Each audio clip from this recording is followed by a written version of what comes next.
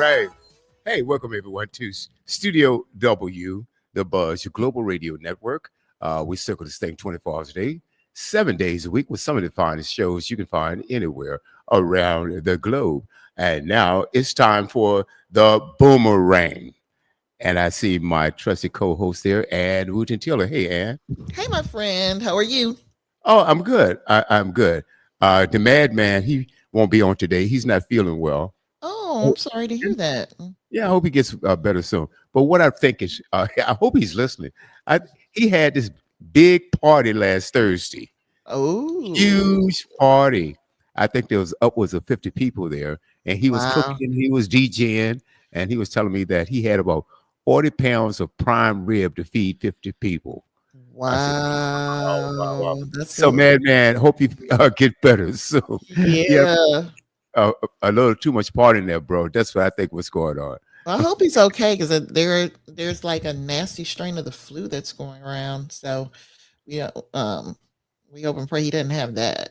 Well, I hope that also. All jokes aside, all Yeah, jokes aside. So anyway, thank you, my friend, that you're here with me. of This is a course. rare occasion, I know it hadn't been just the two of us in a long time. a long You time, a know how long. you like to talk, so we won't miss a beat. Thanks for that. I really appreciate that, Ann. Welcome. Whatever I can do, you know. I know I can always count on you. I can always count on you. Oh boy, what a week! I Well, before we get into know. that, how was your week? I got this really, really special surprise on Friday that I was not expecting. And Okay. that was Marjorie Taylor Greene saying she was quitting. I, I was so happy. I was like, praise Jesus. I told you. that, that was unexpected and much appreciated. I what did I say? Look out for some miracles. Some things are going to happen. I think we are in for some huge surprises. I really do. Mhm, Interesting week. Interesting week. I was checking. I'm going to play a clip because there's some things going on, mhm. and our illustrious, and I'm being sarcastic all the way. Right. Illustrious, classy, okay, leader. Yeah, yeah. we, Sarcasm. we say, hey, bro, who you talking about? Right. I'm sorry. Absolutely. I do not. I don't think there's any resemblance to those remarks, but okay. You know I'm being sarcastic. You already know that.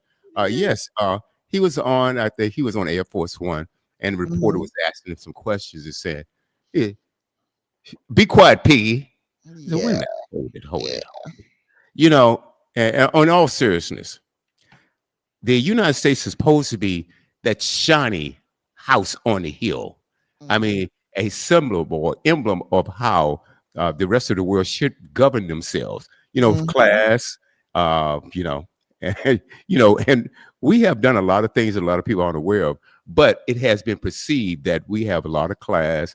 Mm. We have everything here. It's supposed to be the number one. Well, we proclaim ourselves as the best country in the world. Right, I right. don't know whether that's true or not, but I hope, based on what I see right now, uh, if we're the best, then Mm, I hate to see the worst. right.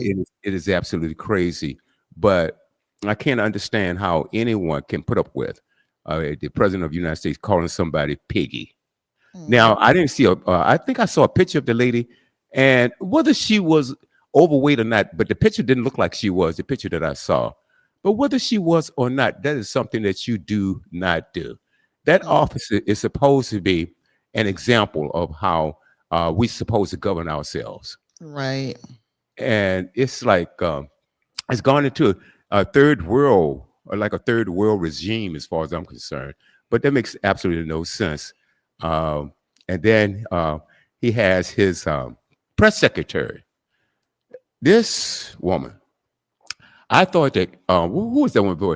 What's the one? Oh my boy, Sarah Huckabee Sanders, and right Mm, after that was Kelly McEnany, I believe. I mm. said, "Wow, these women lie more than a rug." But this one. Pun so intended. Yeah, but Dad she, jokes on full display.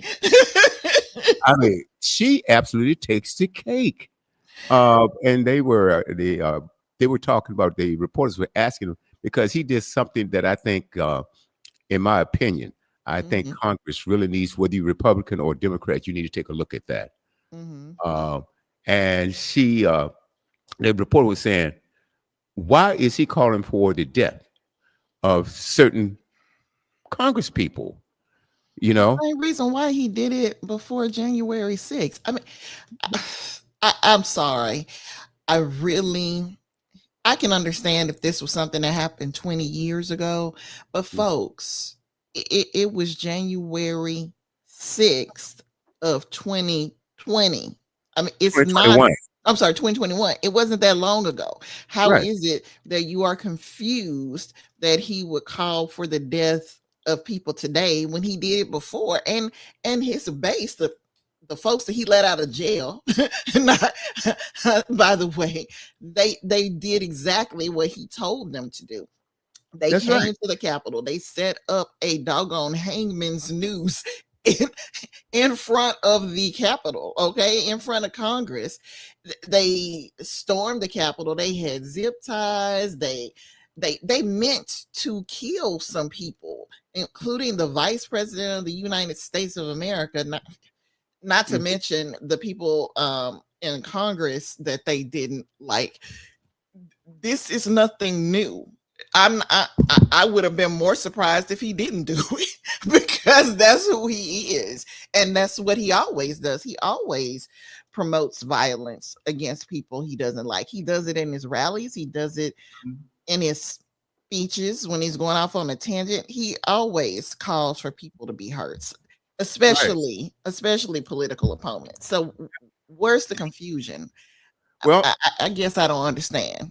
I tell you what, I do understand. I understand exactly what you're saying, uh, and I'm not really surprised. But when you go to that extreme, and see, this is the thing.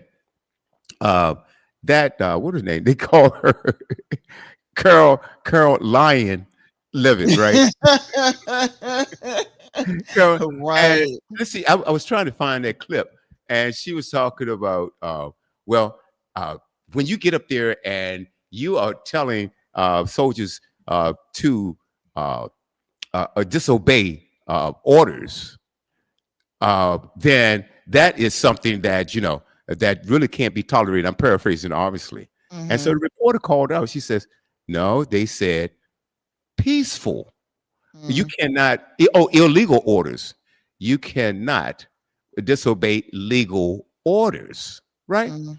But with the military code, their Mhm. code of conduct, and I thought, what is it called? The USMG. I forgot exactly what it is. I wish I had a military US person on. I said, Yeah, United Reverend States Dimmer used Military to be Code. the one who could do that, but yeah, I know what you mean. Right, And they had they had a lot of JAG attorneys who they could go and US, talk to discuss US military code and right, what would be the correct thing or not the incorrect thing to do. And one of the first things Pete Hegseth did was fire all those people. right. And So they yeah, need somebody to tell them what they cannot go and ask questions about at this point because those people have been removed. Anybody that would keep them from doing committing an act that would be illegal, they've been removed. right, And absolutely. loyalists have been put in place. Right. And see that the United States Military Code of Conduct, it states that you are required. It's Hmm. not whether you should or could or whether there's a question there. If it's illegal, you're required not to follow that order. Right. Because when it all said and done, and it comes down to a military trial or whatever it is, hey, bro, you are going down. If you Right. follow Right. something that you know to be illegal, then no, there's no. Well, I was following my commander. Oh, I was no, no, no, no, no, no. I don't care if you was following that knucklehead in the in the White House.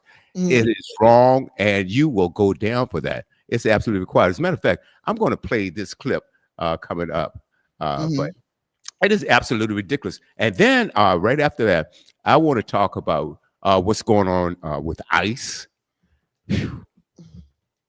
which I think needs to be dismantled completely. Okay, and then I want to talk about Venezuela. One thing that what I'm discovering is that everything that they tell you, the reasons why they're doing something, that's not the motivation behind what they do. There's always an underlying reason that they are doing something, and it has nothing to do with what they tell us. They have no problems giving us a smoke screen and Right. and telling us, okay, well, we're doing this because of drugs, or we're doing this because, or we have ICE out in there because everything's out of control. But if you notice, it's only in the blue states. Let's see. Let's hold on one second. Okay, is this okay? Okay, let's see if this is the one. Okay, okay, no, where is it? Oh, this one right here. Ladies and gentlemen, please excuse the language because this brother doesn't hold back. Please, again, I want to say up front, please forgive the language. All right, let's go. I'm Coach D. So I've been noticing the subscriber numbers going up a lot faster than usual. So I wanted to thank you guys. I really do appreciate you. Please keep liking, keep sharing, keep subscribing to my channel. So I'm back here again to talk about, and if I haven't said this before, a trashy ass administration. Nothing but trash running this administration. Nothing but trash would want to be in any way associated with this administration. Recently, former members of the CIA, FBI, armed forces, politicians, a couple of people made a video basically telling our armed forces that they're not obligated to obey illegal orders. Those were their words. You guys are under a lot of stress right now. Just letting you know, if you're given any illegal orders, you're not obligated to obey them. You can always follow the Constitution and not obey any illegal orders. I'm Senator Alyssa Slotkin. Senator Mark Kelly. Representative Chris DeLuzio. Congresswoman Maggie Goodlander. Representative Chrissy Houlihan. Congressman Jason Crow. I was a captain in the United States Navy. Former CIA officer. Former Navy. Former paratrooper and Army Ranger. Former intelligence officer. Former Air Force. We want to speak directly to members of the military And the intelligence community. who take risks each day. To keep Americans safe. We know you are under enormous stress and pressure right now. Americans trust their military. But that trust is at risk. This administration is pitting our uniformed military And intelligence community professionals. against American citizens. Like us, you all swore an oath. To protect and defend this Constitution. And right now, the threats to our Constitution aren't just coming from abroad, But from right here at home. Our laws are clear. You can refuse illegal orders. You can refuse illegal orders. you must refuse illegal orders. No one has to carry out orders that violate the law or our Constitution. We know this is hard and that it's a difficult time to be a public servant. But whether you're serving in the CIA, The Army, Our Navy, The Air Force. your vigilance is critical and know that we have your back. because now, more than ever, The American people need you. We need you to stand up for our laws. our Constitution, and who we are as Americans. Don't give up. don't give up. Don't give up. Don't give up the ship. If you live in a Virginia zip code and have 0 DUIs in the last 5 years, listen carefully. I was an insurance agent for 30 years, and what I'm about to tell you could save you. Okay, we're back. They were clear. They said you must refuse to follow or carry out an illegal order. But these clowns, they're trying to say, well, you're supposed to follow the president of the United States or, and then Caroline Levitt, she was saying, well, the president hasn't given any illegal orders. Well, I think what ICE is doing in the streets, I think, and I understand that over 170 U.S. American legal American citizens have been arrested and or detained. there have been, I think, almost a dozen, I think it's more than that, have been killed while in their custody. I think it's more than a dozen. One man read an article today that he was in ICE custody, detained, and he was found hung. Mm. Okay, now you know what's really strange about that story, and his hands were tied and his feet were tied. How are you going to hang yourself if your hands are tied? I think that's a really good question. It's the same type of lies they've been telling people for years when it comes to lynching, because that's basically what that was. I want to make sure people understand what we were talking about before we go to that topic, though, with the military oaths. And so this article that was written by Ivan Pereira on November 20th for ABC News, I think will help with that. So it says what the military oath of enlistment says about legal and illegal orders. Military members can be prosecuted for following orders that are unlawful. A war of words between President Donald Trump and Democratic military and national security veterans on Capitol Hill has opened up a discussion about legal and illegal orders. But the law governing the military clearly prohibits those in the service from following orders that are unlawful. The issue came up after Democratic Senator Alyssa Slotkin, who served in the Central Intelligence Agency, in which she and 5 other Democratic members of Congress urged military members to not follow illegal orders, telling them don't give up the ship. Quote, the threats of our Constitution aren't just coming from abroad, but from right here at home. Our laws are clear. You can refuse illegal orders, they say in the video. No one has to carry out orders that violate the law or our Constitution.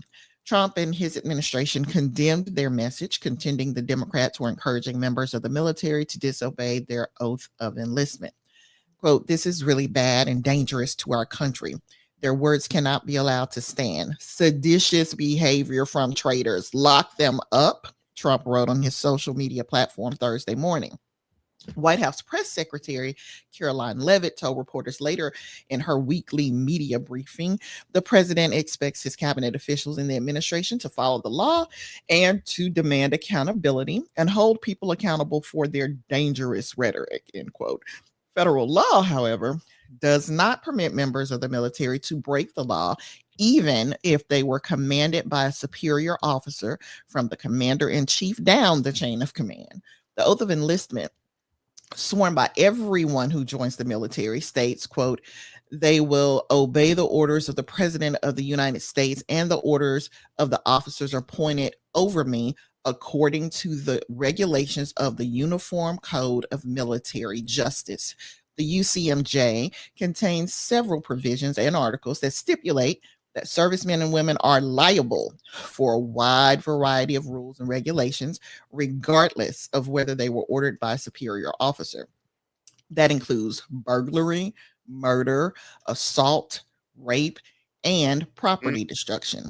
UCMJ's Article 134 is a broad provision that prohibits all disorders and neglects to the prejudice of good order and discipline in the armed forces, all conduct of a nature to bring discredit upon the armed forces, and crimes and offenses not capital, and is punishable in military court.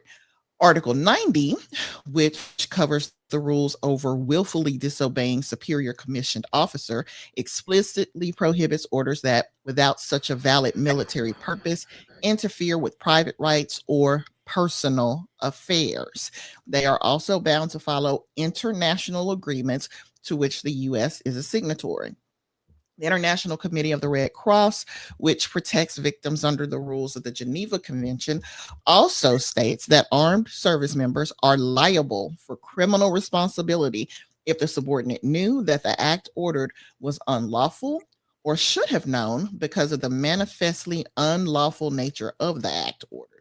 Unlawful orders have come up many times in U.S. military courts over the decades, with prosecutors pushing back against the Nuremberg defense, a reference to the Nuremberg trials after World War II, in which several Nazis unsuccessfully defended their actions by claiming they were following orders from their superiors. In 1969, during the Vietnam War, the U.S. Court of Military Appeals ruled against a soldier who was convicted of killing a Vietnamese man and claimed that he was following orders. The court ruled there was no justification to follow orders if the order was of such a nature that a man of ordinary sense and understanding would know it to be illegal. And so what you need to understand is not only are there rules in place under the Uniform Military Code of Justice, but the United States is also signatory to rules of engagement under international law. So things that are happening in Venezuela and international waters, like, targeting civilian boats and whatnot, instead of military targets. Those are some of the questions that are coming up. Are these strikes legal? Because this seems more like it's a law enforcement issue, not a military issue. That's one of the questions on the table.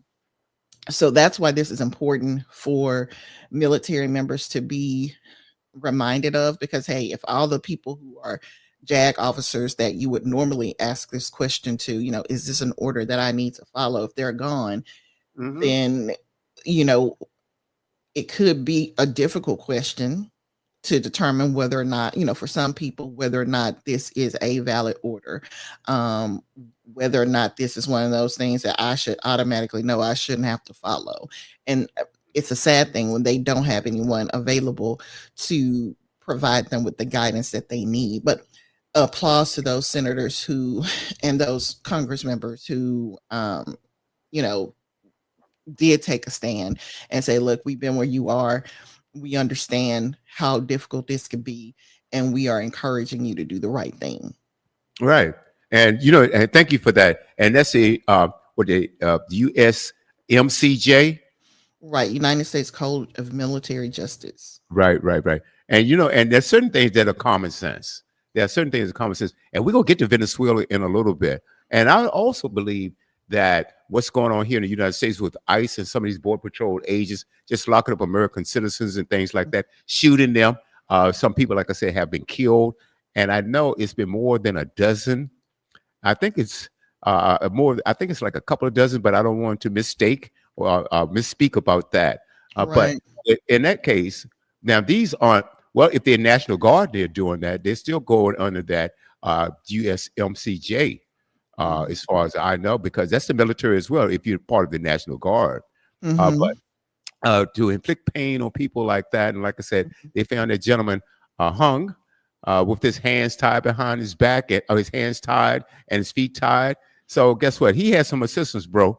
Right. He had some assistance in that. Right. And so it is a doggone shame.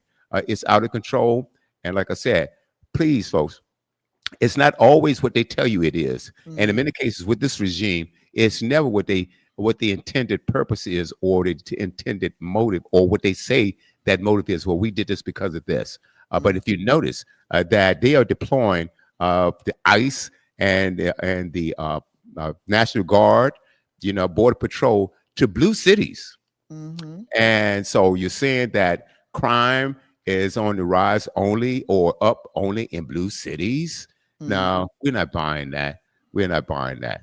And you are, and then the Supreme Court, Clarence Thomas and the Supremes. Clarence Thomas and the Supremes. Yes. It is an absolute. It's crazy. And I can't wait for those people to get old enough to retire or they get kicked. Let's see, the Supreme Court. What is the method? What is the method on how you can get rid of a Supreme Court member? They can be impeached too, can't they? Or can they? They can. They can. Okay. We just need the numbers. Like you said, like I was telling you earlier, or I mentioned earlier, I don't know whether it was a text message or we had a conversation. And I'm saying, I want to see, we just don't have the numbers. Instead of just impeaching this guy that holds the the seat in the top seat in the White House. I want to see Article 2, Section 4 out of the Constitution implemented, and that means getting rid of the entire him and the entire cabinet. And I keep telling you, like, okay, I'm gonna say to you what I said to you during the first term. I know Everybody was upset with everybody in when Nancy Pelosi was running the House, and they were like, "Why haven't they impeached Trump?" Because it is a waste of time. That's why Nancy Pelosi put off impeaching Trump until everybody just kept talking about it. She's like, "Okay, fine, we'll do it," but she already knew the outcome. right. If yes, there was enough. There were enough votes in the House of Representatives to submit articles of impeachment against Trump.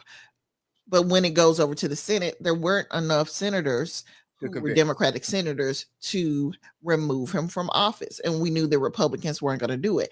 Now you don't even have enough Democratic votes to bring to successfully bring up the articles of impeachment. Democrats don't have enough votes to even pass that. So the Republicans aren't going to do it. They're not going to. I mean, if you bring up articles of impeachment, it's going to get voted down if you are lucky enough to even get the vote. Okay.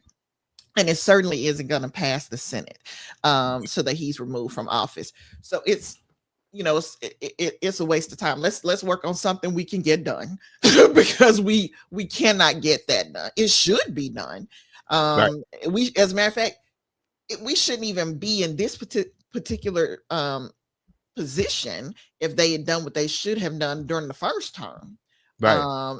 But okay, here we are, and they still aren't going to do it. He will not be held accountable by these people. So stop expecting that. And I'm just a very real cynical person when it comes. Certain things ought to be hard and fast rules understood. First thing we understand is that the Republicans are not going to impeach and certainly not remove Donald Trump. Not happening. They just don't. They don't have, number one, the moral code, the backbone. They don't have the will to get it done. Okay. It's not something they want to happen because as far as they're concerned, everything they want to happen politically is happening. They are quote unquote winning. Okay. So they're willing to deal with him in order to roll back rights for immigrants and anybody who has been able to benefit from affirmative action and diversity, equity, and inclusion. They're glad that there's been an attack on people who fall into the LGBTQ community. Everything that they have a problem with. This particular administration has no problem with delivering on, including dismantling the government as we know it, which has caused a whole lot of violations of the Constitution. So they are okay with destroying America's democracy that has stood for 250 years so they can get what they want. So the sooner we accept that and we can move on to the point of how we are going to fix this would be better. I'm just sick and tired of everybody being shocked every week about something that Trump and this administration has done. How is it that you're still shocked and confused? You don't put anything past them. No, I agree with that, Ann. The only and I agree with that. I think that I am probably a lot more hopeful than you are, a lot more optimistic. I am not hopeful at all. Okay, all right. Well, you just answered that question. Okay, you just put that baby to bed right there. Right. The only way, as a country, we can get anything done is to get the numbers. Now, that's the thing that we need to work on, getting the numbers, getting the votes. I believe that we have a really good shot of taking over Congress. And there's a long shot that we could take over the Senate. Now, for impeachment, I think you're going to need 2/3 of the Senate, though. I believe you're going to need at least 2/3. Okay. All right. I believe that we have a shot in 2026. the point that I'm now, if they keep defecting and dropping off like Marjorie Taylor Greene, I want a whole bunch of Marjorie Taylor Greenes to just drop out. Okay, maybe that will, maybe that won't happen.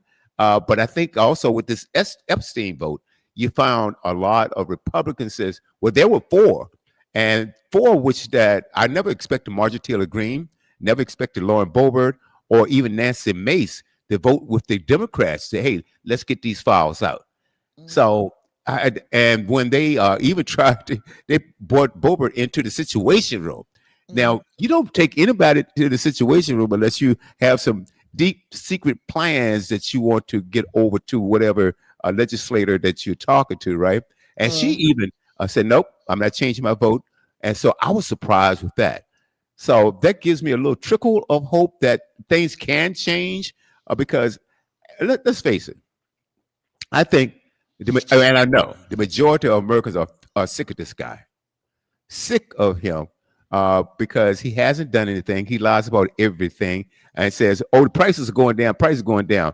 And then when you go to the grocery store and hamburger is what, $15, $18 a pound? I mean, whatever it is, or shucks. It's crazy. Your pocketbook. Bill Clinton said a long time ago, it's the economy, stupid. When people start feeling it in their wallets, they tend to change their tune about a lot of things.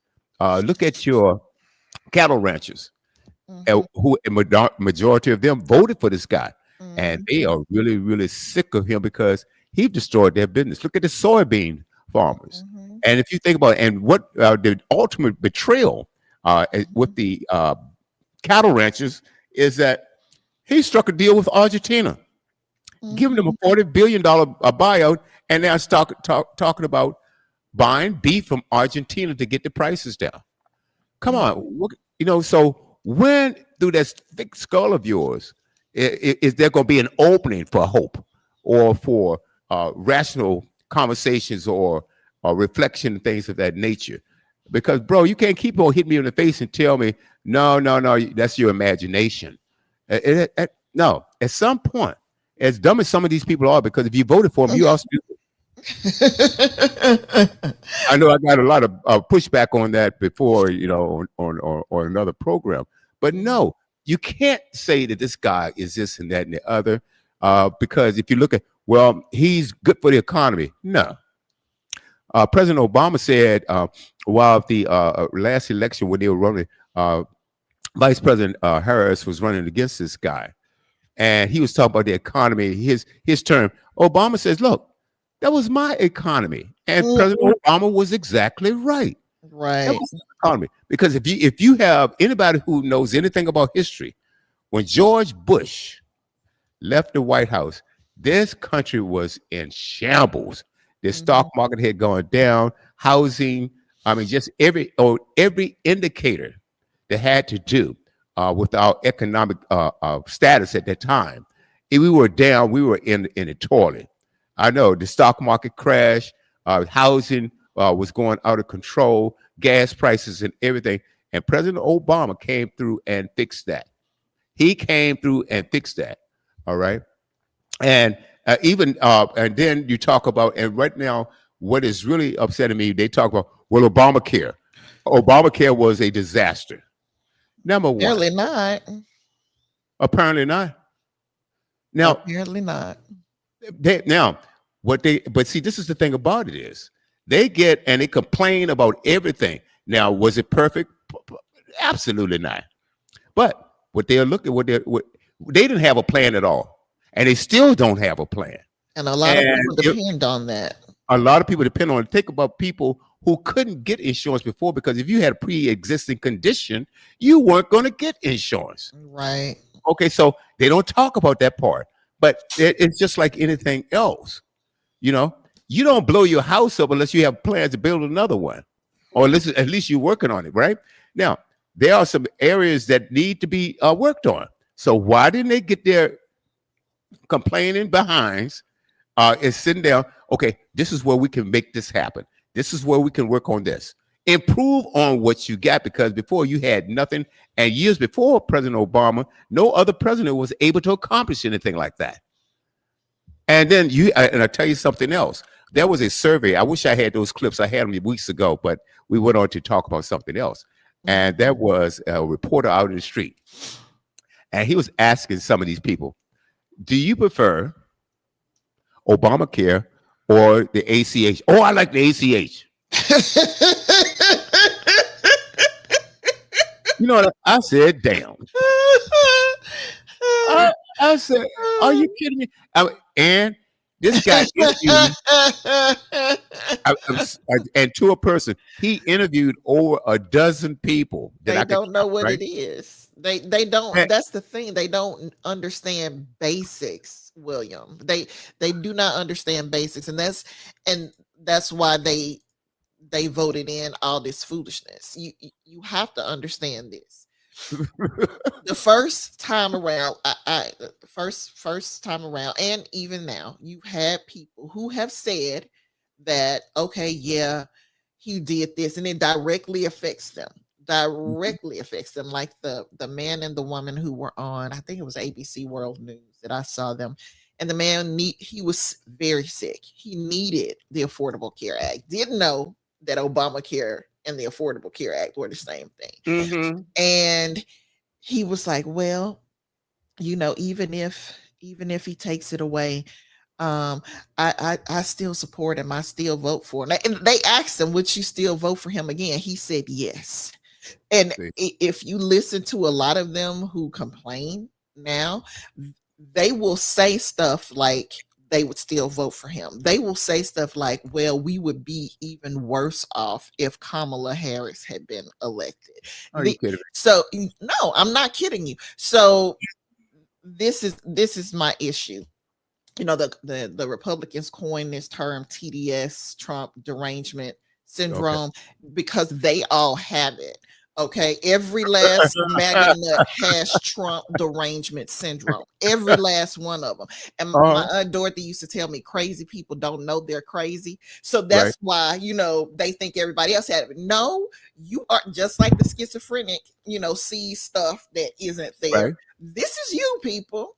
Right. You see things that are not there. So they are still conspiracy theorists. They are still under the delusion that some kind of way the Republican Party is going to make America great again, meaning it's going to take us back to a time when it was okay to severely oppress, if not outright hurt, people who don't look like white folks, to mistreat them.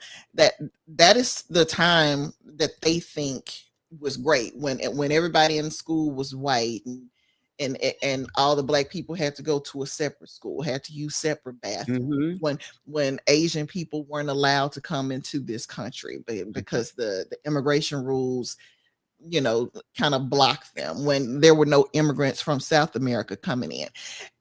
And they're not just stuck on him in this way, because it doesn't matter. It doesn't matter if they're disillusioned with Trump. That's what you don't seem to understand. This is Trump's second term. Legally, under the amendment to the Constitution, he's not allowed to run for office a second time. He has made it clear since his first term that he doesn't plan on leaving office. He tried to stay in the first time. He probably will do a better job of getting it right this time, because this is what the the Venezuela thing is all about. He's been throwing out possible people to invade. We talked about Greenland, we talked about Canada, we talked about Mexico, talked about Panama, and there's an outcry from the American people. There's an outcry from the international international players that we have partnerships with. No, we're not gonna let you do this. But nobody is crying out as much about the brown people in Venezuela, are they? So his whole thing, his whole ploy is to start a war and use that particular war as a means to stay in office indefinitely. That's what he wants to do. That's what this is all about. I could agree with you more. And I have a little clip on this. Let's go here. Before that, I want to say hello. Hey, Bruce J. Thank you so much for tuning in. Valor Hey, Brand, thank you. 007, is mhm. that King Kendrick? Hey, guys, thank you so Yeah. much. Please share this with your friends. And this is what you're saying, and I couldn't agree with you more. All right, here we go. Military action over near Venezuela. Here's Scott Besson. I am very confident about job growth and the momentum that we've got for next year. And I think there's a very, very good chance that if something happens with Russia, Ukraine, if something happens down in Venezuela, that we could really see oil prices go down even more. And oil and gasoline prices are down substantially under President Trump. And that is really the key to affordability is lower energy. Scott Besson is very nervous lately. He's always kind of been stuttering over his lies. But now he's included this weird hand motion that every time he says something, he's trying to work his brain through how to exactly point out how they're destroying the economy. Except on accident, Scott Besson accidentally said, once we invade Venezuela and start taking oil, that's going to help with gas prices and food prices and energy all around. Because all we know how to do is invade countries and steal resources because we suck at everything. What a revelation from Scott Besson. I'm not sure if he even realized he said that. If something happens down in Venezuela, we could see oil prices go down even more. Well, the first lie is that they're going down. But I think he revealed what is that Donald Trump, again, on the campaign trail, revealed some time ago, and what they feel about what Venezuela has to offer to them. That is, for them to steal from Venezuela. Mm-hmm. How about we're buying oil from Venezuela? When I left, Venezuela was ready to collapse. We would have taken it over. We would have gotten all that oil. It would have been right next door. He's disappointed that we're purchasing oil when we could just invade and take it. They were sitting there ripe for the picking for us to be, these colonizing invaders and take more things. Because it's a criminal in the White House. All he knows how to do is steal, lie, cheat, and steal, and not even Eddie Guerrero's style of it.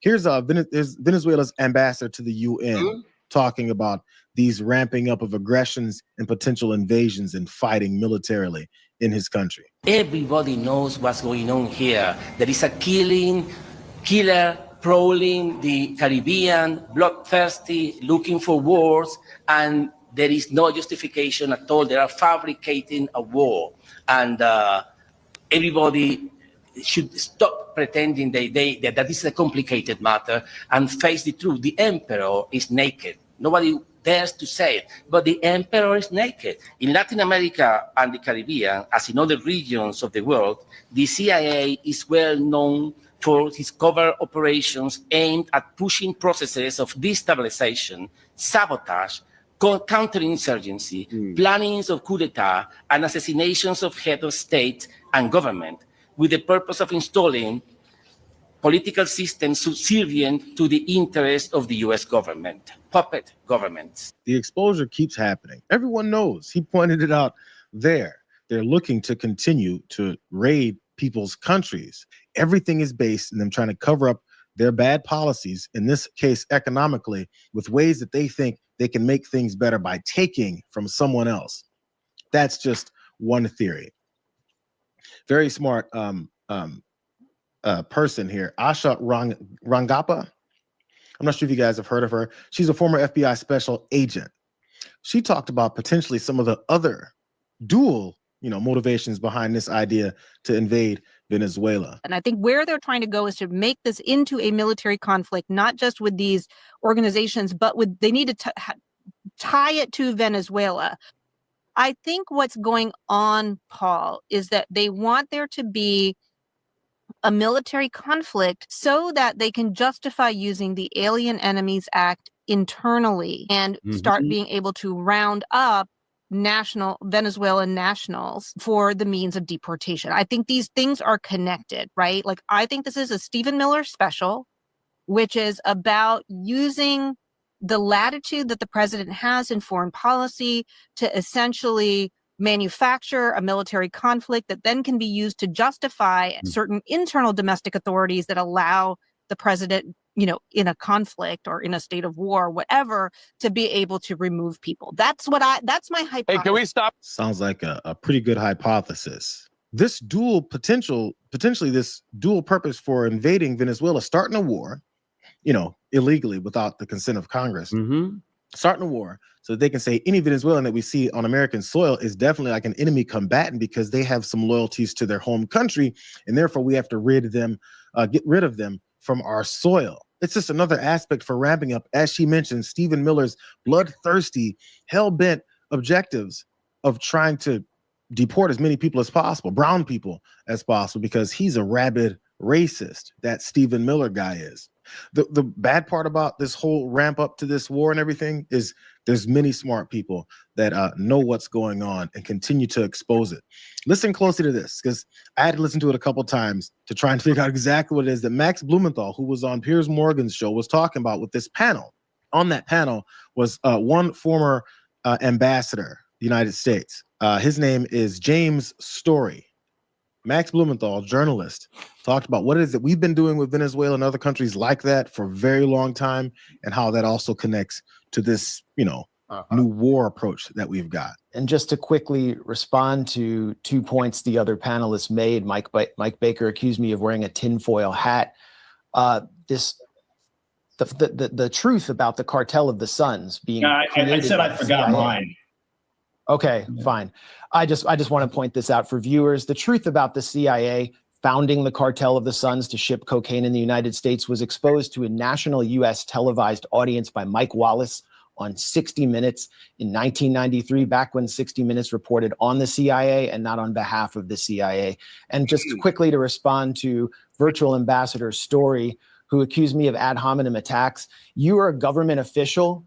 You are a veteran coup plotter, and it is legitimate for a journalist to scrutinize the activities of a coup plotting government official who in February 2021 hosted a insurrectionist summit at the Marriott Hotel in Bogota. You, with Leopoldo Lopez, the US-backed coup leader who staged multiple failed military coups and led violent riots that saw Afro-Venezuelan citizens burned in the streets. Check out Orlando Figuera. And Carlos Vecchio, the fake ambassador to Venezuela, who is actually the lawyer for ExxonMobil, which seeks to regain its control of Venezuelan fields. Oh my God, what? The whole time I'm listening, I'm like, oh my God. Like, oh my God. I don't know any of this. Look this up. I'm still trying to find all of it, but he was talking about the years long, probably decades long movements and thoughts that these guys have had in invading and having some excuse for what it is that they're doing down in Venezuela. Man, did you see the smile wipe off of my man's face? Mm-hmm. The guy with the beard that he was talking to, the former ambassador?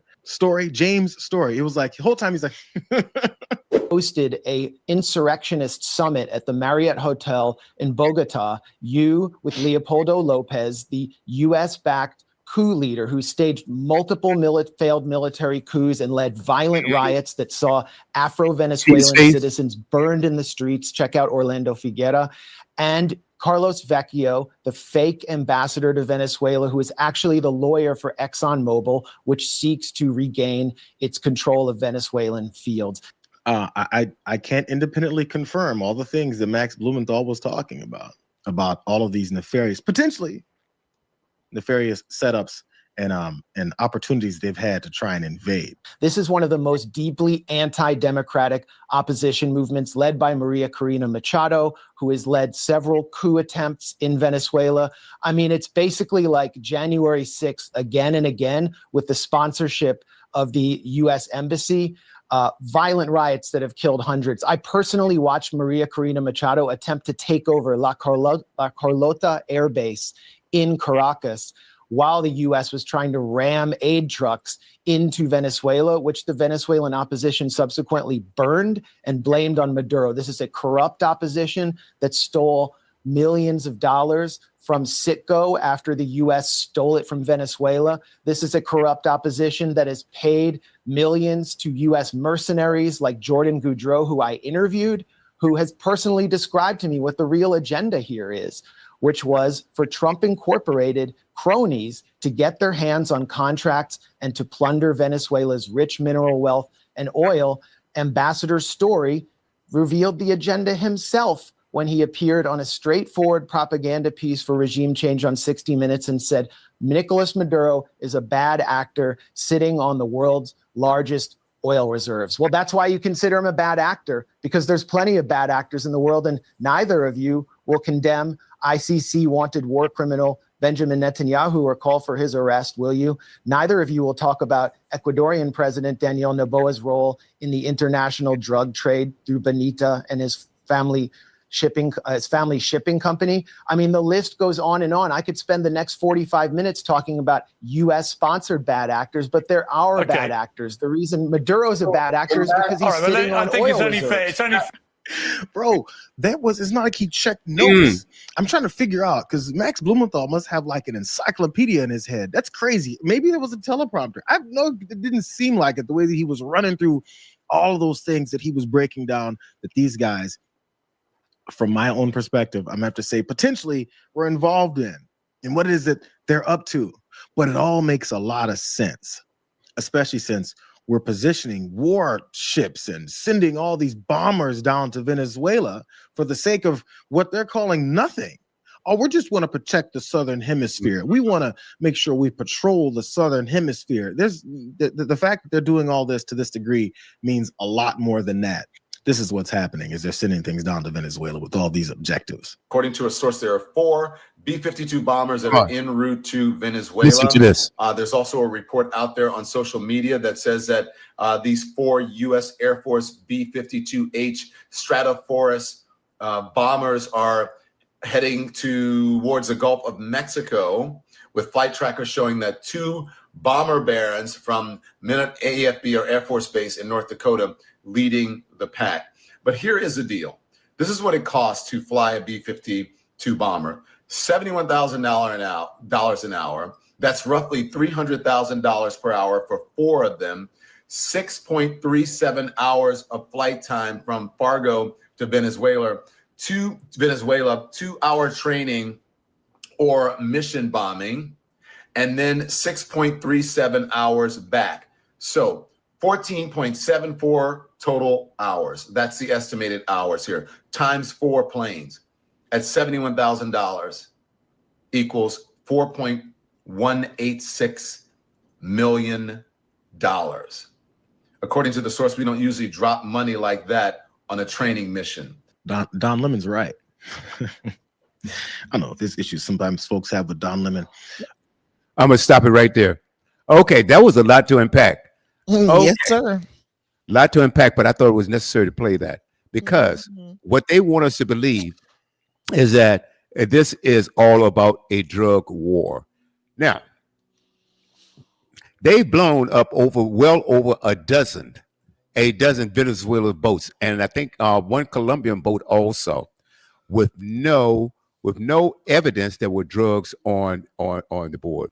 Someone posted a while back, and I think I told you about this off air yesterday, and they posted this picture of all the drugs that they've seized. Okay, keep in mind, and those of you who are on audio or listening audio only, picture this. I don't have a picture of this, but these packages of cocaine, neatly wrapped, pristine condition as far as the wrapping was concerned. And if you really, really want to think about this, when they blew that boat and the people on that boat to smithereens, how in the world can those packages of drugs still be intact? When they blow something up, everything's gone. You've blown up everything. So that tells you right there there's something wrong with that, because we want to keep the drugs from coming into the United States. They want to stop it there. Folks, they're in international waters. They're in international waters. They are not near the United States. They're 2,500 miles off of the coast of the United States before they could get hit. And the boats, based on what I've learned, is that they didn't have enough fuel to get to the United States. They didn't have, so this, and most of the drugs aren't even coming in that way. All right. Fentanyl doesn't come from Venezuela. that comes from this southern border or the northern border from China, okay, via China, right? So this is crazy. But see, the real thing is they want the rare earth minerals. Venezuela is rich with rare earth minerals, and it's my understanding they have the largest deposit of oil in the world. That's what they want their hands on. And these oligarchs out here in the United States, they're invested in places like Venezuela. They've got money tied up somewhere to try to get contracts to get these rare earth minerals and this oil out of that. Okay, Argentina, Secretary of Finance, Scott Bessent. What a clown he is. He has investments, and his boys, they have investments in Argentina. That's why they are screwing over the American farmers, soybeans and beef, and also giving them a $40 billion payout. One other thing before I toss it back to you, Ann. 14 hours of flying those B-2 bombers down there. 14 hours. $4.16 million. How about the ships that we're sending down there? Right. What about the jets that we have flying over there? How much more is that adding? And we can't take care of health care in the United States. We can't fund SNAP here in the United States. Okay. You've given Argentina $40 billion. You're giving these thug ICE clowns $40 billion a year. And a lot of them have turned out to be criminals wearing masks. Well, they're getting doxxed. They should get doxxed. They should be dismantled. Kristen Noem needs to go. Ice Barbie, she needs to go. Okay. Don't insult Barbie. Huh? Don't insult Barbies. She's not a Barbie. Don't insult Barbie dolls. I don't mean that in any complimentary way at all. Yeah, Barbie is a lot more competent. Barbie has been around for decades. She got a home mansion, her own cars. She got all kinds of stuff. Christy Noem is no Barbie. not in any sense of the word. She just spent $190 million on 2 private jets. You're shocked. She doesn't know what she's doing. But none of them, and I tell you what really gets under my skin. I'm trying to hold back. You notice I've done a lot. I don't cuss on air as much as I used to. Stop lying to yourself. And you've been with me for how many years? Almost a decade now. I've gotten better. I've gotten better. Okay. But this makes no sense. See, the thing about you think what you want. Okay, thanks, Ann. Okay, you're welcome. Look at this administration. Look at this cabinet. And they've got the nerve to tell me what DEI. Well, perhaps if you had some DEI, you wouldn't have all of this incompetence. Because these clowns, are you trying to tell me that Trump would have been better than Harris or is better than Harris? No way. No way at all. He can't hold a candle to her. I would put his transcripts up against hers. Okay. All right. I put her experience up against his. Her experience. I'm just gonna say this. If people think it through, just think it through. If you look back to his first term of office, he was saying stuff like about Iran, get the oil. That he told someone, why you there, get the oil, something like that. During the war, I think it was the Gulf War. So it's not shocking that all the places that he's threatened with war, Greenland, Canada, that there's something beneficial there. Panama, the Panama Canal. There's some resource there that he's interested in. The issue is the buy-in. People think, he's been getting away with violating a lot of constitutional laws, like the due process, the right to due process, because he's targeting immigrants, and a lot of those immigrants come from Venezuela. So right now you've got his base who has no love for brown people from South America.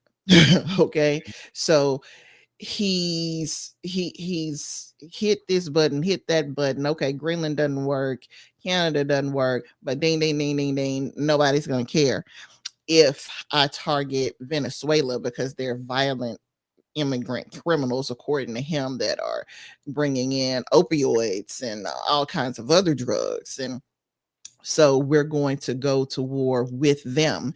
And they just so happen to be an oil rich nation. So we can get the benefit of that. And then on top of that, he thinks he's found a way around the staying in office, not being able to stay in office bit. Okay, so we can't get Mike Johnson and the House of Representatives and the Senate to vote for me to stay in office another term. We just won't have any other elections. And he told people before November 2024 that they were not going to have to vote again.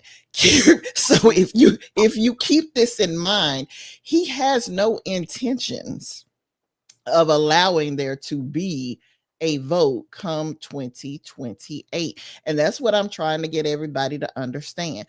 Y'all keep going over the fact that the American people are he can't run for another term legally. He can't do half the stuff he does legally. He does it anyway. When are we going to realize this? The law does not matter to this man. Never has, never will. He will break it whenever he feels like it. I just want to shake people collectively, just shake you. Like, what is your problem?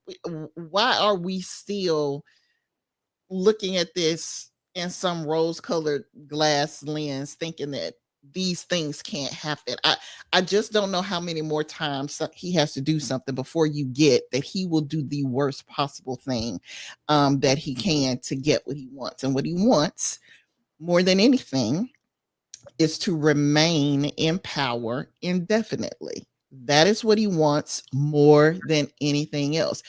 And he's always calculating, always finding people like Stephen Miller, to help him come up with these schemes to stay in power. and they come up with these game plans, like the first term he had his disbarred lawyers. Now a lot of them are disbarred or censured or whatever the case may be, come up with all these legal strategies for him to remain in power. Now he's got a whole new crew of people to help him come up with a strategy to remain in power. And he's putting that plan in place. He's dismantling the government, the federal government. Been doing that since he took office in January. And so and then he's making it harder and harder for people to go to college, because he said smart people don't like him.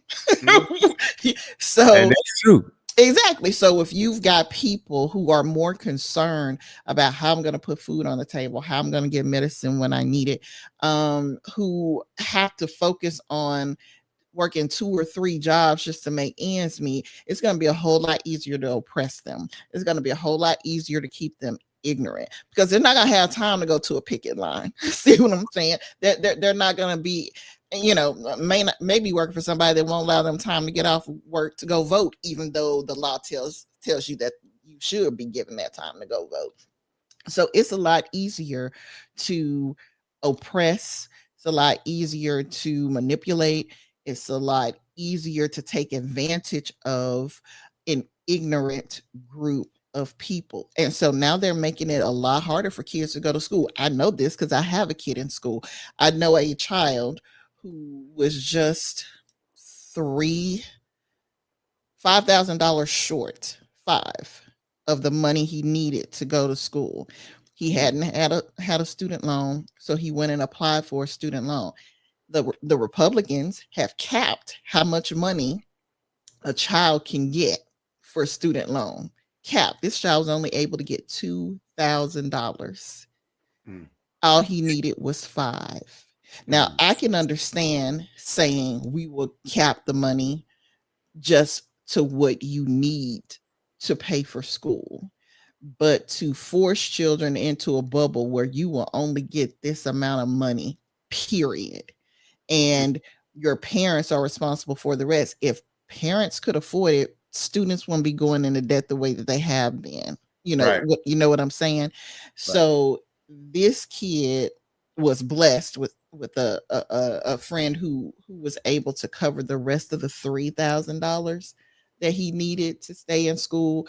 But let that sink in. How many people, how many kids who are smart enough to run the next generation are going to be barred from going to college because they can't afford it, and they're making it impossible for them to get the education that they need. So you're exactly right. And so we can see right now it's definitely intentional. He wants a stupid America, stay stupid, and then he's going to come up with some plan. Or I'm going to fix it. Well, this is his strategy. I'm going to wreck everything, and then when I say, okay, I can fix this, I'm going to fix it, then you'll believe in me. When you're the villain, robbed the place, wrecked the place, ruined the place, and now he wants to play like the hero. Now, let me just share this with you. I agree that as the state, the way it is right now, he has the power. All three branches of government, including the Supreme Court, and there are still some stupid people out here that still support this guy. And just like I saw a clip, you told us about a clip earlier that these people were in ruins, and they would still say that they would vote for him. I saw another story. This farmer voted for him 3 times, and the reporter asked him, "Well, you could lose your farm. You could lose everything. Would you still vote for him?" Yep, sure would. I said, this is beyond stupid. TDS, Trump derangement syndrome. They all have it. Every last one of them. They all have it. I'm glad Marjorie Taylor Greene is getting treatment, but at the same time, me they too. all See, have it. and that's what gives me a little bit of hope, because if you kick a dog enough, I know you're shaking your head in, but if you kick a dog enough, eventually that dog is going to bite you. Now, some people are going to still allow it to be kicked. They'll allow you to kick them. They're going to allow this, and like those stupid people we were talking about. But I have to believe that one day enough people will wake up and say, "Okay, no, I can't take this anymore. I cannot take this anymore." The only way that we're going to be able to fix this is to get the numbers. We've got to get the numbers. We've got to get the numbers in the House. We've got to. It's happened before in the past. It has. Many people didn't think Barack Obama would ever become president. Many people thought that a black man could never reach those heights. Okay, it's going to take the numbers. That's the only way to do it. Us talking about it. Hopefully that we can open up enough eyes or do our part. But if enough of us get out here and talk about it, and people come to their senses, the only way we can do this is to get the numbers. That's the only way. But this is the thing, William. When you talk about numbers, you have to be crystal clear. Right now, you have Trump in the White House, so it's one thing to have a majority in the House of Representatives. It's one thing to have a majority in the Senate, but you have a president with veto power.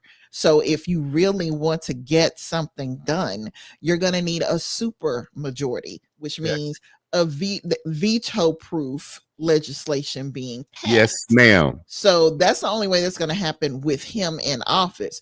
So yeah, the Congress will be able to prevent the Republicans from passing anything else crazy. They'll probably be able to, flex their muscle a bit about the Department of Education and all these, and a lot of the employees being fired. So basically they can take back control of the purse, the power of the purse, possibly.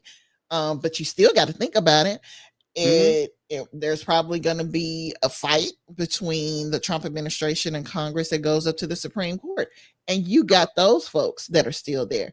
If you really want something to change, and I mean change at this point, it's going to have to be radical. You are going to have people who are willing not just to put a simple majority in the House, a simple majority in the Senate.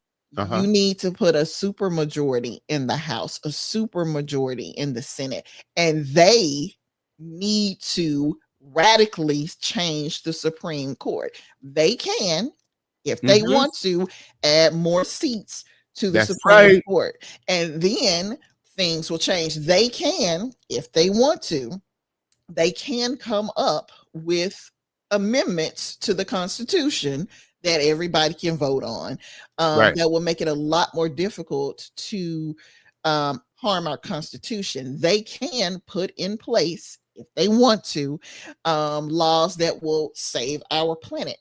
One big huge thing that they can do to help people to protect jobs as well as to protect climate, protect us from climate change, is to stop this AI crap, because it takes so much energy, unclean energy, for them to run these huge supercomputers with all these servers.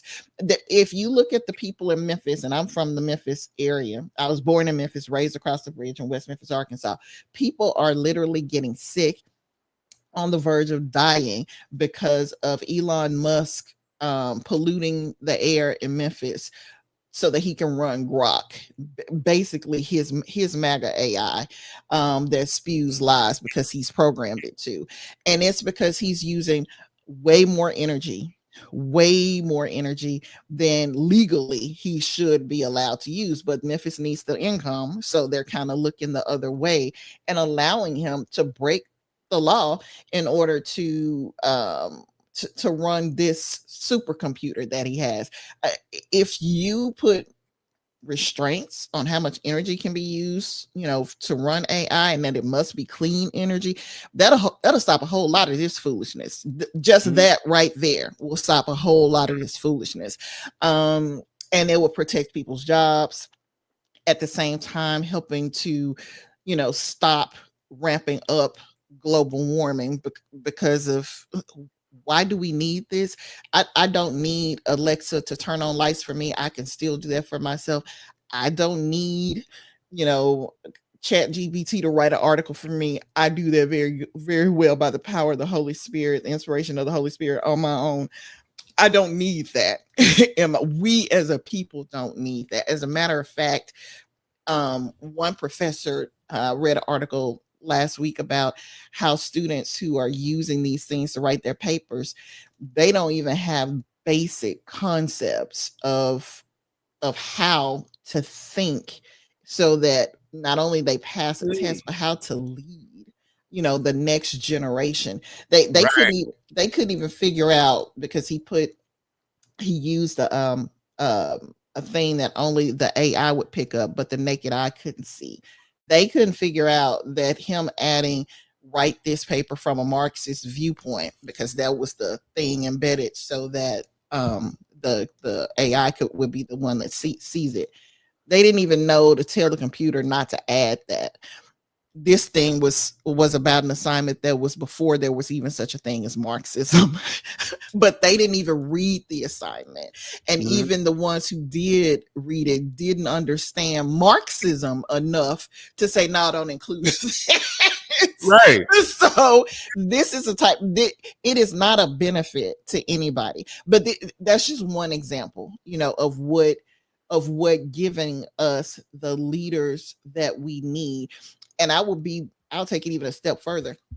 Not just the leaders you need on the local level, like what they did in Mississippi when they added 3 Black people and took away the supermajority that they had in local politics in the legislature of Mississippi.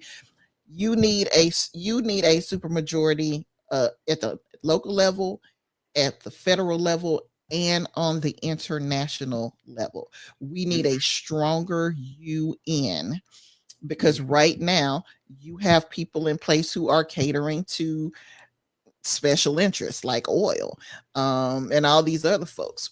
If we are going to change this populism thing, put my country first, we need some people who are going to put Earth and the people of Earth first.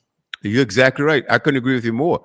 And I understand exactly what you're saying about it's having a super majority. I believe that we can do it. People, I believe that we can. It's going to take some work, and it's going to take people like you and I and other podcast hosts and other broadcast hosts to keep talking about this, getting people out there, because we had enough people that set this one out that didn't vote, that could have changed the whole dynamic of the whole doggone thing. And then we had, which broke my heart. It's my understanding 20% of Black people voted for this clown. It was about the same as the first time. I think it was 19% the first time. Yeah. That's unbelievable. That is really unbelievable to me. But anyway, I'm going to play this other clip. We're going to switch to something else right now. Guys, hey, tell your friends to tune in to us each and every Sunday for the Boomerang Radio Show. Oh, next weekend, I know what you were thinking, because you're going to probably take off anyway. We're off next Sunday. Yay. Happy Thanksgiving, everybody. Because I was certainly not going to be here. I know you will, my sister. I know you will. Oh, now this, I want to switch it over a little bit, because this burns me right now.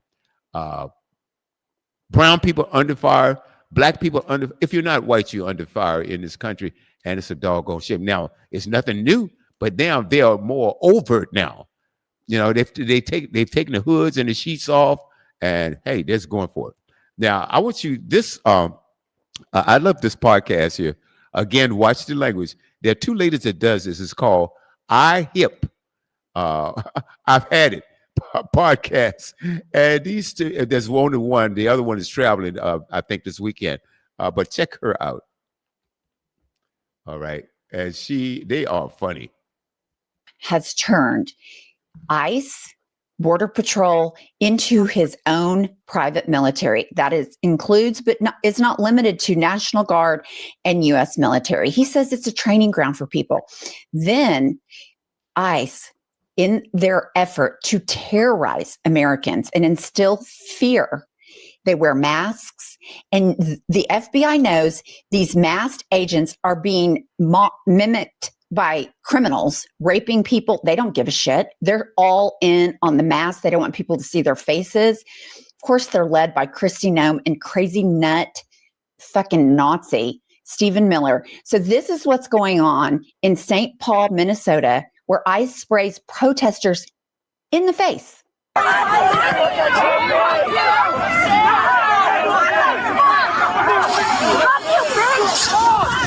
Just right in the face. They weren't violent.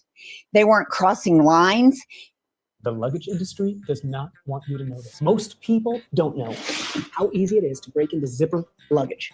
You take a pen and you pop it open just like that.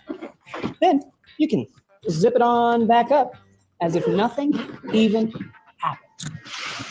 That is exactly why we've designed Noble luggage with a hard shell and zipperless TSA-approved locks. No one is breaking into this thing.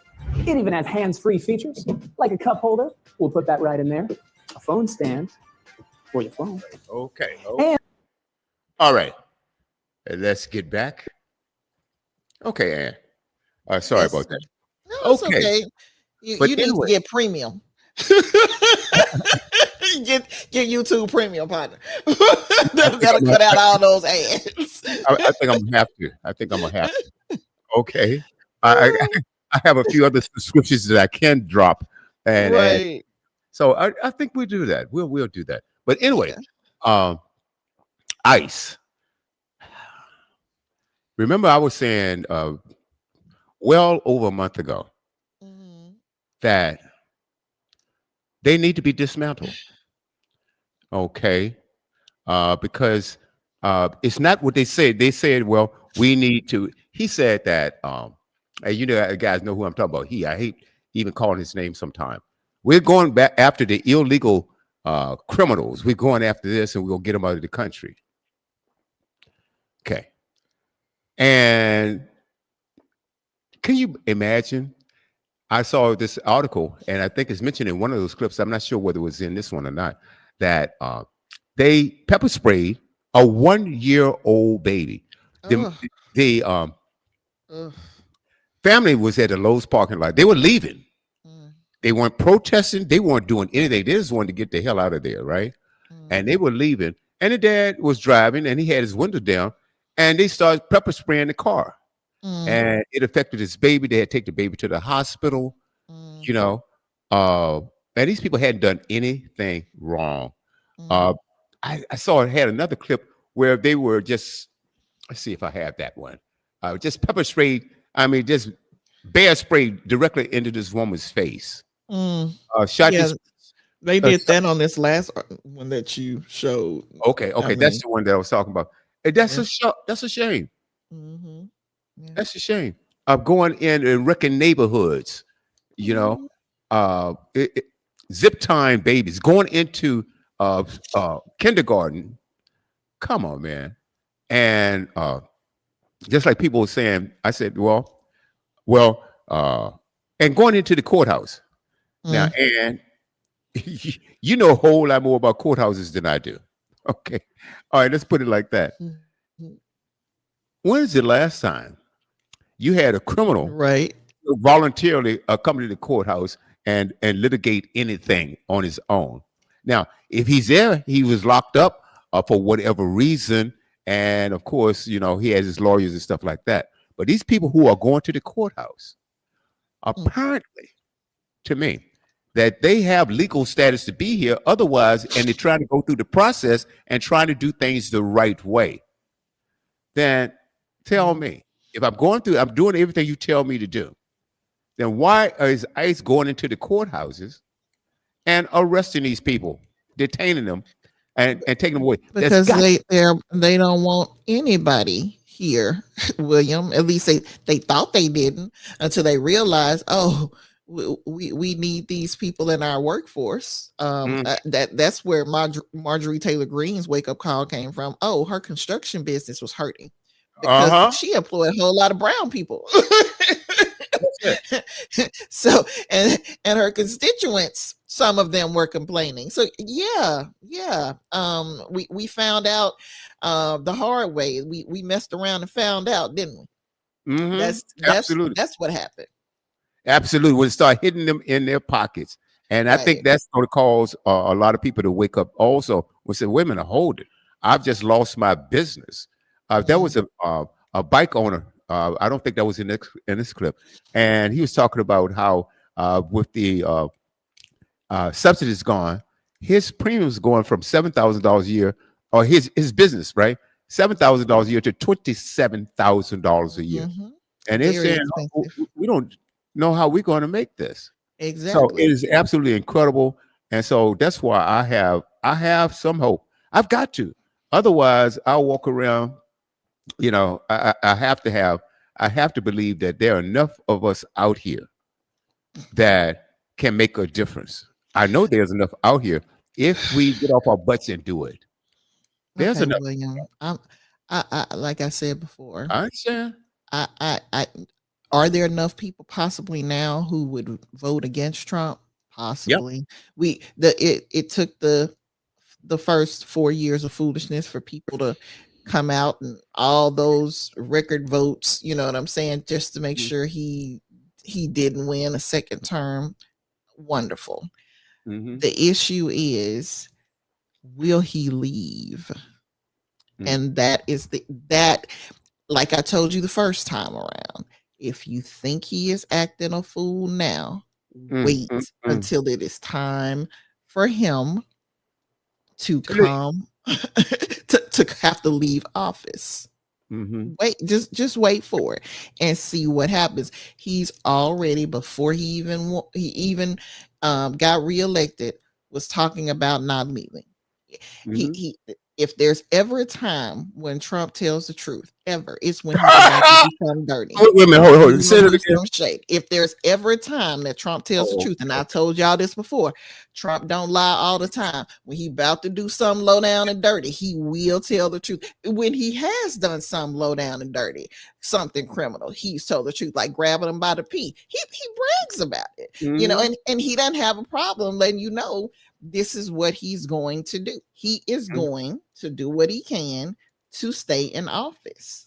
He is going to make it so folks won't get a chance to vote. He's gonna at least attempt it, like he attempted it the first time around. So does that include suspending the right to vote because we're at war with Venezuela or something?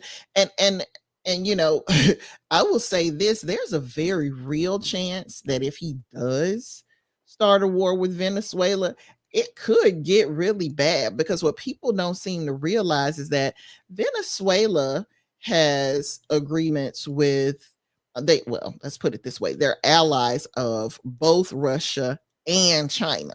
Let that sink in, people.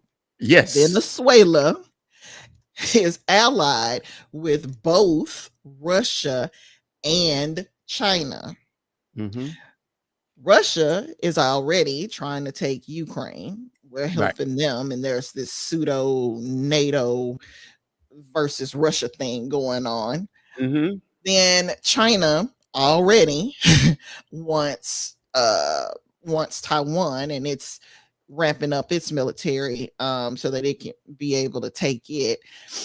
Then you have their allies, places like Iran, places like Venezuela. And so you want to pick a fight with Venezuela and ramp this up another notch with Russia and China. Okay. Okay. So I'm just saying, these people don't realize why they're okay with the brown people being targeted down in Venezuela, that you may be about to really mess around and find out.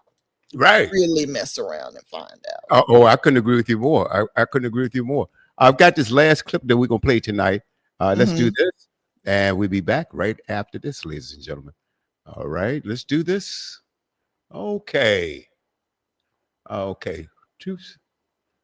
This one. This is what I want. Okay.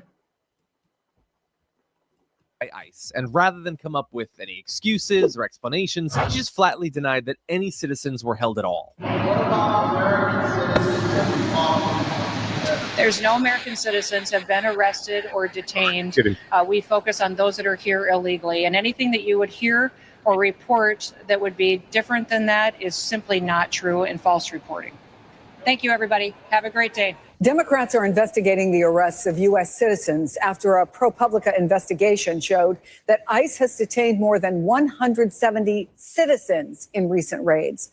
And the New York Times, citing video of federal agents tackling people and even telling a group of Latinos, including a U.S. citizen, they have no rights.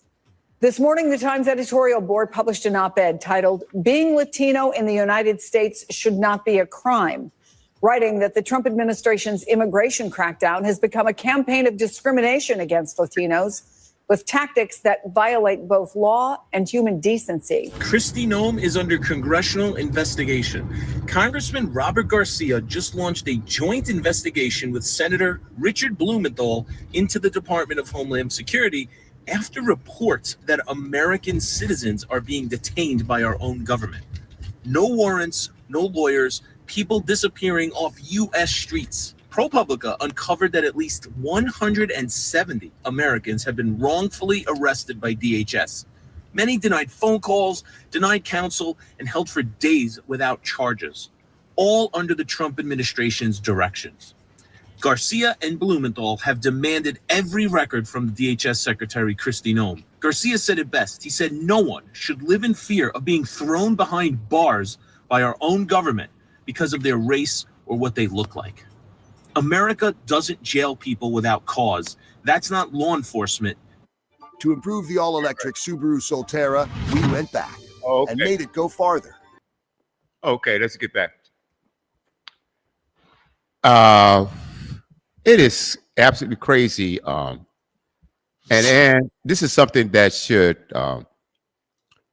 be an insult to everyone, every Christian out there. These people claim to be Christians. Right. I perhaps you can explain to me what type of Christians they are. But not non-Christians. That's the type they are. Oh my God. Antichrist. Yeah. That's so what is they it that are. they really don't believe in Christ at all, and they're using it as a Jesus said that there are going to be people who say to him, you know, Lord, Lord, didn't we do this in your name? Didn't we do that in your name? And he's going to say, I don't know you. I don't know you. He made them, but he doesn't know them. I don't know you. So if you don't understand very fundamental things about Christianity, and when I say fundamental, I mean foundational things. Jesus, you know, the red writing in the New Testament, Jesus said, the greatest of the two commandments are these: love the Lord your God with all your heart, all your soul, all your mind, and all your strength, and love your neighbor as you love yourself. If you do these two things, you will automatically follow the rest of the other commandments. If you just do those two things. Just two. So number one, you know, I always tell my kids, this is the way I explained it to them when they were young. You know, love your neighbor as you love yourself means, how would you feel if somebody did this to you? That's how you figure out how to love your neighbor as you love yourself. And these people, that in other words, Jesus is saying that we should have empathy and sympathy for our fellow man. These people who call themselves saints, Christians, have told folks that empathy is not Christ-like. They just lied on the Lord. And that's the thing. These people are doing more slandering of the name of my God, of my Lord and Savior, that I don't have any sympathy to them. Woe unto all of them for lying on the Lord, because you are causing other people to go astray. And woe unto you for trying to force Christianity on people, because you have never ever been told by Jesus to do that. Jesus said, go out into the world and spread the gospel to all the world. He said, spread it. In other words, tell people about him. He did not say enslave people and force them to worship me. He did not say to tell LGBTQ people that the only thing you can do is worship me and do it my way. He didn't say that, folks. He's not telling. He didn't tell any of us, anybody who believes in him, to oppress folks and force Christianity upon them. That's what demonic spirits do. Okay, they overtake you and they force themselves upon you. The Holy Spirit has to be welcomed in. So all you are to do is to preach the gospel. The Holy Spirit's job is to do the conviction, to do the converting of people. And you do that in a loving way. Jesus himself showed us how to convert people in a loving way. When he met the woman at the well who had so many men that she shacked up with, yeah, he told her the truth about her, but he did it in such a loving way, in such a kind way that she believed. And she went and told everybody about this man who knew everything about her, but still was kind to her, still was respectful towards her, didn't condemn her, because in Christ, there's no condemnation. He forgives us of our sins. And my last point is, if you still think that you are supposed to force Christianity down folks' throat, let me remind you of one of my favorite parables. Jesus said the stuff in red again. For those of you who are confused, when you read your Bible, the parables, Jesus said it. They're written in red. He said that there was a man who had sown good seed in his field, and an enemy came along and put in tares, put in weeds or whatnot. And so when it became apparent of what was done, the servants said, should we go up and remove the weeds, or the tares rather, from the field? And Jesus said, no, lest you rip out the good seed too. All right. He said, let the wheat and the tares grow together, and I'll do the separating. In other words, folks, the Lord knows that you cannot, as a people, that you are not righteous enough, that you are not good enough, that you don't have a pure enough heart to go out and look at this field and determine, oh, this person is really righteous. Oh, this person deserves. He knows your heart is corrupt, and you cannot do it. That in your quest to so-called uproot the evil from the world, that you will mess around and hurt the good seed too. Do you know how many people have turned from Christ because they now see Christianity as a terrorist organization? Whoa. That is an example of you trying to uproot what you think is evil and removing good seed too, because people who would have believed, who would have come to Jesus Christ, have turned their backs and are looking elsewhere because you have made Christianity look like it is evil. Okay, God knows the heart, so he will do the separating. So I'm not going to tell anybody who's LGBTQ, that they don't have the right to live here, that they don't have a right to a job, that they don't have equal rights as everybody else, because that's not what I'm supposed to do. What I'm supposed to do is spread the gospel and trust the Holy Spirit to do the conviction work, and trust the Lord God to do the separating of the righteous and the unrighteous when he returns, when he decides to bring us all to judgment. Go ahead and preach, preacher. I'm just saying. And that's all I have. I mean, I'm going to leave it right there, folks. I think that's going to be the last word of the night. I want to thank you guys for tuning in to the Boomerang, and it's been outstanding as usual. Like I said, this is rare that we're here just alone on the broadcast. It reminds me of the days with you and me and Reverend Demery. Those were the good days, weren't they? They were awesome. Wow. It was a blessing. And hopefully we provided some information that you guys can use, utilize, and take with you. Hey, but Lord Brand, thank you so much. Shay Jones, thank you. Bruce J, the entertainer, 007. Hey, guys, thank you so much. Come back in about an hour and 20 minutes because you know what I do on Sunday nights is Sunday Night Go. So enjoy your Sunday, folks, and we really appreciate you tuning in. And please share this with your friends, all right? Have a blessed and happy and safe